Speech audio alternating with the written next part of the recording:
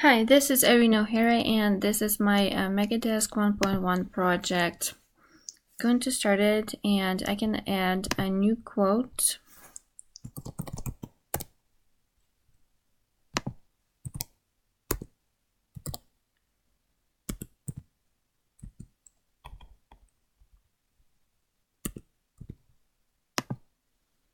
So for now, it creates a record of my quote, but I need to figure out how to display it to the viewer nicely in this form right here. Right, yeah, and so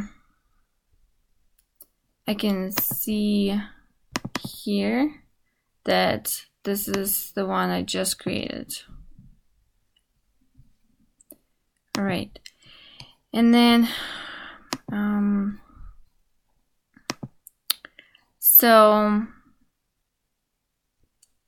yes, I need to figure out the better flow for this.